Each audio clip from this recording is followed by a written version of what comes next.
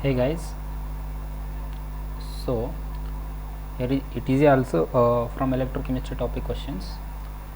So this is here calculate concentration of zinc plus 2 ion in given electrochemical cell. देखो यहाँ पे electrochemical cell दिया है, फिर हमको पूछा यहाँ पे concentration of zinc plus 2 ion, म्हणजे जे का जो भी बीकर में है, जो एनोडिक कंपार्टमेंट में जो भी बीकर में जिंक प्लस 2 आयन्स है उसका हमको कंसंट्रेशन कैलकुलेशन करना है। आपको ये कैलकुलेट करने के लिए आपको एक चीज़ पता होना ज़रूरी है, वो है नर्स इक्वेशन। क्या है नर्स इक्वेशन? नर्स इक्वेशन क्या है? E cell equals to E naught cell minus 2.303 RT, okay 303 RT divided by n into F. n is number of electron exchanged, and log of Q to the base 10।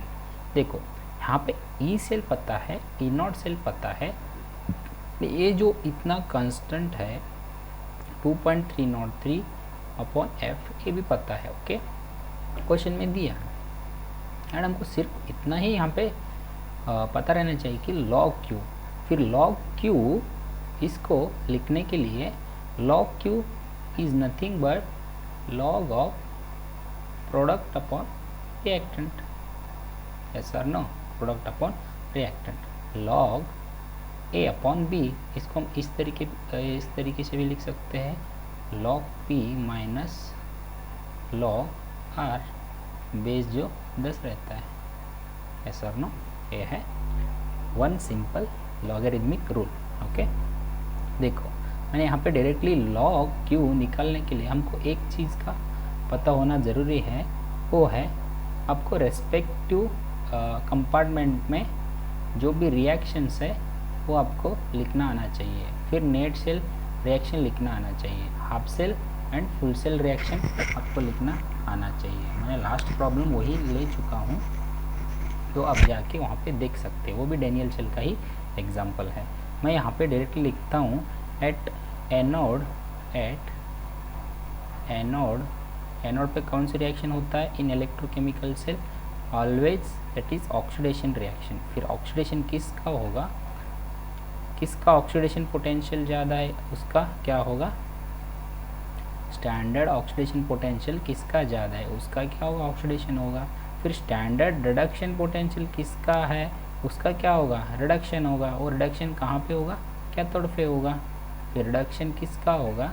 जो बचा है 1, that is copper plus 2, take 2 electrons and get reduced as a solid. ये हो गया 2 half cells reaction. Okay, आपको full cell reaction भी पता होना चाहिए। वो फुल सेल रिएक्शन देख के ही हमको log P/Q हम निकाल सकते हैं। फिर क्या है? Net cell reaction, it is also called redox reaction. Okay, 2 electron on this side, 2 electron on this side, get cancel, plus copper plus 2 aqueous। Okay, copper plus 2 aqueous और है zinc plus 2, okay, and plus copper solid, okay, and copper solid. This is the net cell reaction. On the basis of this reaction you can easily write a Q, that is nothing but it is also called reaction coefficient. What is that? Is reaction coefficient. One more thing is activity of any pure solid is equals to 1। Activity of any pure solid equals to 1। So यहाँ पे pure solid कौन है? Zinc solid equals to copper solid. ये जो भी दोनों electrode है pure form में है उनका हम एक्टिविटी क्या लेते हैं? 1 लेते हैं। आपको ये ध्यान में रखना है। ओके, इसको ध्यान में रख के आपको log Q का वैल्यू कैलकुलेट करना है। सो यहाँ पे मैंने अभी डायरेक्टली लिखता हूँ। ओके, क्या? log of product upon reactant. Okay, product क्या है? This one zinc plus 2 and copper solid copper solid का तो वैल्यू 1 आता है, जो activity is nothing but the concentration for a pure compound, and zinc plus 2 का concentration हमको calculate करना है।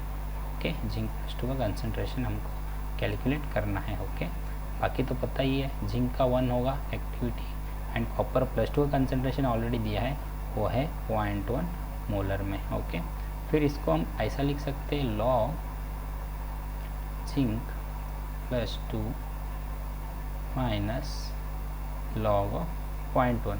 देखो लॉग ऑफ 0.1 का वैल्यू कितना आपको पता है, कितना होता है, -1 आता है। सो मैंने यहाँ पे डायरेक्टली पुट करता हूँ, क्या पुट करता हूँ यहाँ पे, डायरेक्टली log 0.1 का वैल्यू कितना है, -1। ओके, -1 है, सो माइनस ऑफ -1 कितना हो जाएगा, +1।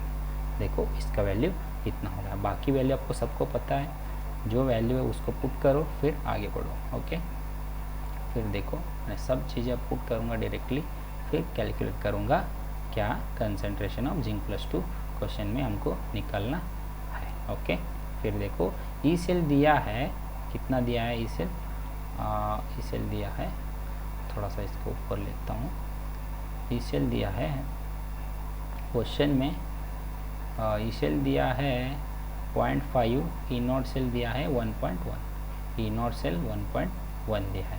Okay, and 0.5। Okay, 0.5 E cell दिया है, E cell 0.5 equals to E naught cell 1.1 है, और ये जो कांस्टेंट है उसका वैल्यू आता है 0.0591 डिवाइडेड बाय जो number of electron exchange in the reaction, that value is 2, and log of Q value क्या है, डायरेक्टली इतना है, that is 1 plus log of zinc plus 2। Okay, zinc plus 2 he charge है। Okay, total है। Okay, ये है, इसको total बड़ा वाला ब्रैकेट करता हूँ। ओके, अब डायरेक्टली 0.5 यहाँ पे है, एंड 0.5 को यहाँ पे लिख सकते हैं, -1.1 को कर सकते हैं, और यहाँ पे माइनस इसका जो डिवाइड बाय 2 करने के बाद इसका वैल्यू आ जाएगा 29। ओके, 29 आ जाएगा, फिर यहाँ पे 1 प्लस जो बाकी है लॉग ऑफ जिंक प्लस 2। इसका जो सिंपल कैलकुलेशन है आप इसको खुद भी कर सकते हैं, और मैं यहाँ पे वैसे करवा के भी देता हूँ। ओके, वैसे करवा के भी देता हूँ, यहाँ पे देख लो आप ध्यान से।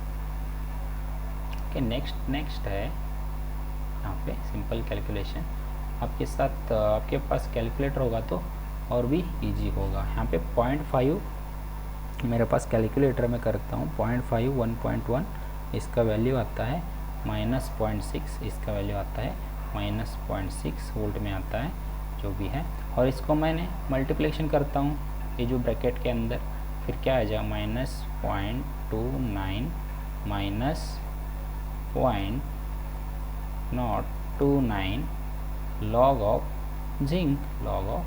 जिंक प्लस 2, इसका ही कंसंट्रेशन को कैलकुलेट करना है। सो ये जो -0.029 है इसको मैं इस साइड लेता हूँ, तो कितना हो जाएगा, -0.6 ऑफ -0.29 कितना होता है, -0.629 होता है, फिर इक्वल्स टू -0.029। ओके, ये हो जाएगा, and log of zinc. So this value ये मल्टीप्लिकेशन में इस साइड है, तो यहाँ पे होने के बाद इस साइड वो डिनोमिनेटर में जाएगा, यहाँ पे डिवीजन होगा उसका।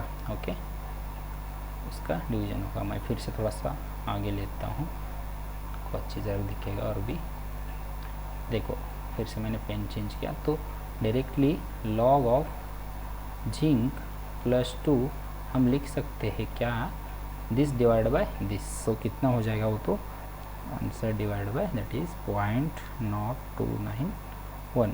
इसका आंसर आता है -21, इसका आंसर आता है -21। मैंने ये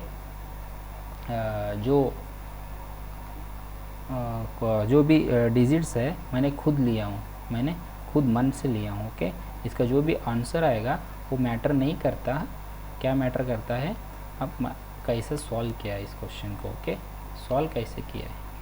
ओके, आप इसको सिर्फ ध्यान में रखो। इसका आएगा 0.2